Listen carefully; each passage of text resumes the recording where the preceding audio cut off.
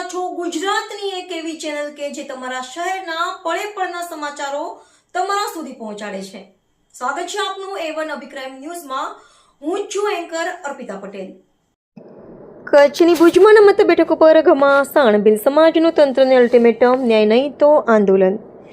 કચ્છ જિલ્લામાં સ્થાનિક સ્વરાજની ચૂંટણી પહેલા આદિજાતિ અનામત બેઠકોને લઈને વિવાદ હવે ચરમસીમાએ પહોંચ્યો છે।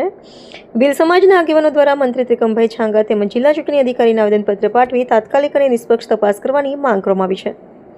સમાજે આક્ષેપ કર્યો છે કે કચ્છ જિલ્લા પંચાયત અને તાલુકા પંચાયતની અનામત બેઠક ઉપર બાહ્ય જિલ્લાના ઉમેદવારો ખોટા જાતિ પ્રમાણપત્રોના આધારે ચૂંટણી લડી રહ્યા છે, જેના કારણે સ્થાનિક આદિવાસી ઉમેદવારોના હકો પર સીધી અસર પડી રહી છે।